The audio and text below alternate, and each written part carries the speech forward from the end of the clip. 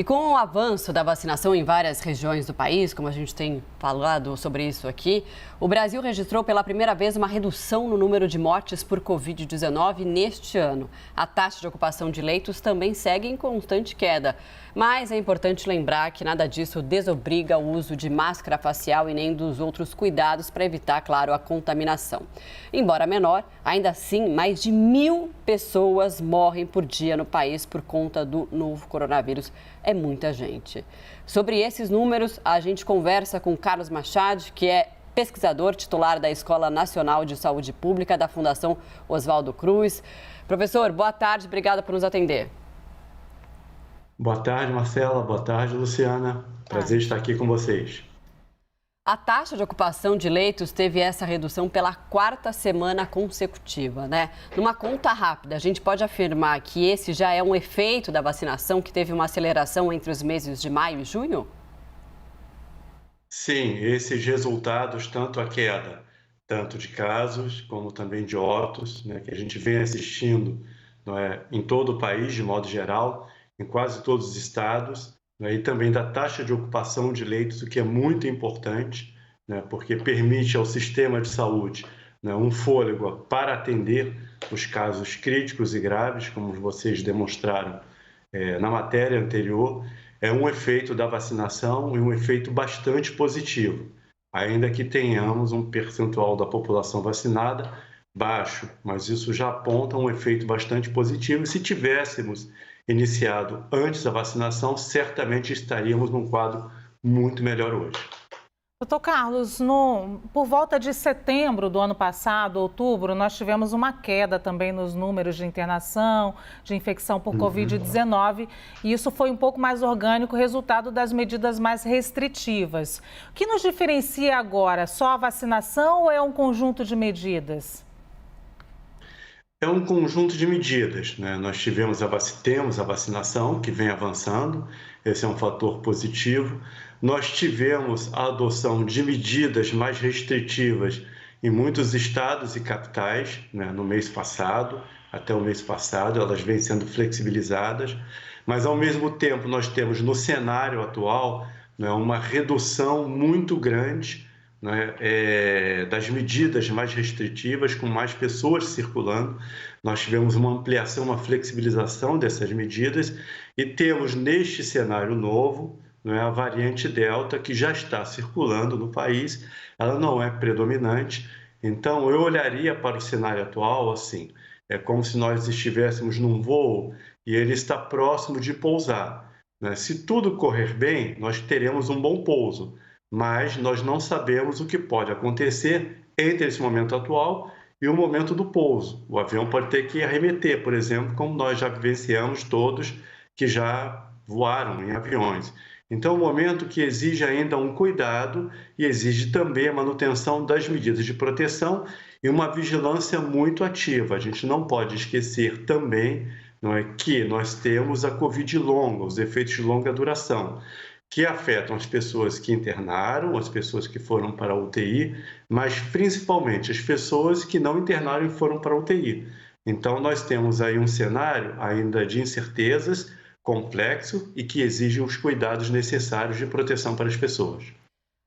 É exatamente esse ponto que eu queria falar com você, doutor, porque a partir do momento que, né, a gente baixa a guarda, que as medidas restritivas ficam mais flexíveis e que a coisa começa a andar, claro que ainda de uma maneira controlada, também há esse risco de novos casos aparecerem. E aí a gente tem uma variante, que é a variante Delta, com poucos casos isolados no país, que a gente não tem direito ainda, o mapeamento, porque a gente não faz o teste em massa, né? A gente não faz aquela testagem em massa da população. Então, até que ponto a gente pode sofrer um novo surto por conta da variante, mas esse surto vai ser um surto que vai ter menos mortes caso ele aconteça, é isso? Porque a vacinação está andando. Isso é uma probabilidade assim bastante razoável, porque a vacinação, embora você tenha uma efetividade que varia de uma vacina para outra, ela tem efetivamente reduzido, não é, os casos críticos e graves. Essa é uma excelente notícia, é muito importante, mas ela não elimina a transmissão. Ao não eliminar a transmissão, se a gente flexibiliza de modo geral, não só com a variante Delta, mas há o risco, há a possibilidade do surgimento de novas variantes para as quais as vacinas podem não ser tão efetivas como são até agora, inclusive para a variante Delta. Então, o momento assim quem faz, por exemplo, tira carteira de trânsito, aprende que quando você se aproxima de casa é quando se ampliam os riscos, por exemplo, de acidentes, porque você relaxa nas medidas, né, de atenção e cuidado. É a mesma coisa agora. A gente está assim, no momento de pouso, chegando próximo de um momento onde a gente vai poder relaxar mais, mas ainda não chegamos lá. A vacinação vem ampliando, vem reduzindo o número de casos críticos e graves. Isso é importante, mas a pandemia ainda não acabou. Acho que a mensagem principal é: a pandemia não acabou e os cuidados necessários ainda devem ser mantidos. A gente pode flexibilizar algumas medidas? Podemos, mas não todas. O uso de máscaras, higienização das mãos e evitar aglomerações continuam como medidas extremamente importantes. Doutor, até que ponto a gente pode comparar a nossa situação brasileira com a de outros países em relação à variante Delta? A gente viu a variante Delta fazer um estrago na Índia, ela é originária de lá, com muitos mortos, as cenas eram terríveis. A gente viu a variante Delta fazer com que o Reino Unido, que já tinha uma alta taxa de imunização, voltasse a pensar em restrições maiores, já estavam falando de flexibilização. E a gente tem aqui um cenário ímpar no Brasil, porque a gente tem uma alta taxa de contaminação ainda, a gente tem outras variantes, o cenário do Brasil é um cenário diferente de outros países. Até que ponto a gente pode comparar a chegada dela aqui com o estrago que ela fez em outros países? Então vamos lá. No caso da Índia, é um país extremamente populoso, com uma grande densidade populacional em alguns estados e algumas localidades, em que a vacinação não tinha avançado tanto, a vacinação estava iniciando. Então você tinha uma população, uma quantidade da população muito maior, mais suscetível à evolução para quadros críticos e graves. Ao mesmo tempo, com todas as faltas de investimentos que nós temos nos últimos anos no Sistema Único de Saúde, nós temos um sistema de saúde público universal, que atende a todos. A Índia não tem isso. Então, o quadro, a situação da Índia é completamente diferente do Brasil. Ao mesmo tempo, do Reino Unido, eles tinham avançado muito na vacinação e o que eles estavam considerando é um retorno das medidas mais restritivas de distanciamento físico e social, não é? Para reduzir a transmissão e evitar também o surgimento de novas variantes. Esses cuidados nós temos que ter. Nós avançamos, ainda não temos 20% da população com as duas vacinas, isso é importante, estamos avançando. Há uma possibilidade de em setembro estarmos num quadro muito melhor do que estamos hoje, mas a pandemia ainda não acabou, acho que esse é o cuidado importante. Então, não só a variante Delta, a gente não sabe o que pode ocorrer no Brasil, inclusive ela competindo com as outras variantes, ela pode ou não se tornar dominante, a gente não sabe.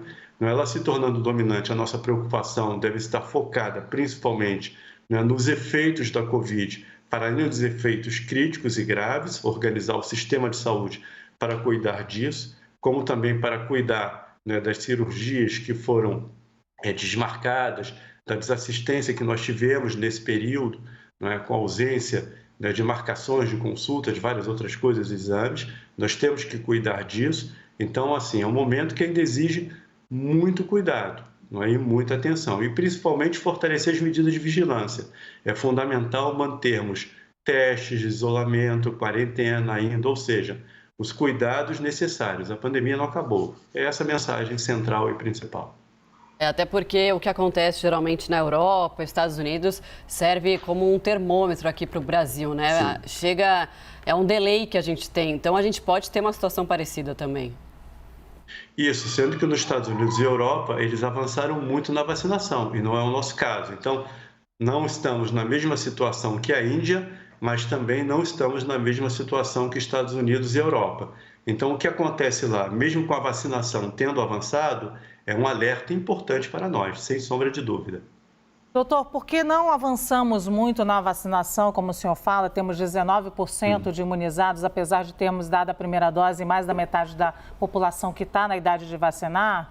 Por que não avançamos muito? Porque temos as variantes Delta, porque já temos a P1 e agora a Lambda, que está chegando também, é a variante que está atingindo países na América do Sul. Por tudo isso, a gente tem que estar preocupado também com o surgimento de uma nova variante aqui, já que a gente também é um país muito populoso e tem ainda muitos casos de Covid-19. A gente ainda não está numa situação confortável com a junção de todas essas variantes e a doença ainda nas ruas? Não, não estamos numa situação confortável. O Brasil é um dos países mais populosos do mundo, não se compara com a situação da China e da Índia, né, que são países extremamente populosos, ou mesmo dos Estados Unidos, que tem uma população muito maior, mas o Brasil é um dos países que tem a maior taxa de mortalidade entre os países mais populosos do mundo. Então, é um país que exige ainda muitos cuidados. E você bem chamou a atenção, nós temos essas novas variantes. Tanto o surgimento do vírus SARS-CoV, como as suas mutações, trazem cenários de incertezas para nós. Nós estamos guiando, não é? Vamos imaginar que num nevoeiro, onde por vezes esse nevoeiro se torna mais denso, por vezes menos denso. Se nós não temos dados adequados, uma boa vigilância genômica, não é? Para a identificação dessas novas variantes, é como dirigir num nevoeiro, não é? Sem um farol adequado, não é? Sem um limpador, um para-brisa adequado, ou seja, sem as condições adequadas para poder enxergar um pouco à frente aquilo que pode ser nebuloso de certo modo, porque, como eu insisto, é um cenário ainda de incertezas e um cenário que ainda exige muita atenção de todos nós. Doutor, o Júnior pergunta aqui para a gente na nossa hashtag CNN Domingo. Bom dia, eu peguei Covid e já me recuperei. Corro o risco de ser infectado por outras variações de Covid-19? São as chamadas reinfecções, né? Que podem acontecer, às vezes, até de uma forma mais grave. Sim, corre o risco e as medidas devem... O risco não é para todos, não é? Algumas pessoas sim, outras pessoas não. Não necessariamente para todos. Por isso, os cuidados, por exemplo, como o uso de máscaras, evitar aglomerações, a higienização das mãos, continuam sendo fundamentais, porque mesmo vacinados, não é? Ou mesmo já tendo adquirido a Covid, tendo sido infectado, nós temos que tomar cuidado porque nós temos essas novas variantes e não sabemos exatamente como elas se comportam. Nós estamos aprendendo, não é, os efeitos dessas variantes e como lidar com essas variantes, não é, em termos de cuidado, de tratamento, e os seus efeitos que variam de uma para outra, não é, à medida que a pandemia vai progredindo, ou seja, estamos aprendendo em tempo real. Por isso, o cuidado é necessário porque nós temos muitas informações, mas temos muitas lacunas ainda. Então, recomendo para ele os mesmos cuidados que mantinha antes. Ô, doutor, no ano passado, especialmente no fim do ano passado, depois daquela onda que a gente teve uma melhora, como eu disse, em setembro, outubro, depois em dezembro nós começamos a falar com vários pesquisadores que nos alertavam para o que seriam as festas de fim de ano e que seria o início de ano. Aí nós conferimos tristemente o que aconteceu no Amazonas e o que eles vinham alertando sobre como a pandemia ficaria muito mais difícil o enfrentamento a ela naquele início de ano. Eu lhe pergunto, agora a gente tem perguntado muito aos pesquisadores, aos cientistas, qual é a perspectiva para os próximos meses? É uma perspectiva de termos realmente uma melhora dos números e dos dados? Claro, mantido o que a gente vem, as medidas que a gente vem tomando nesse momento. Qual é a sua impressão para os próximos meses? Vamos lá, Luciana. Nós temos um cenário diferente do ano passado. No ano passado, em novembro, a gente já vinha alertando sobre o risco de crescimento de casos que todos nós assistimos. Em dezembro, em janeiro e fevereiro, cresceu muito até a gente ter o colapso do sistema de saúde em março e abril. Só que no ano passado, naquele período, nós não tínhamos as vacinas e não tínhamos a campanha de vacinação.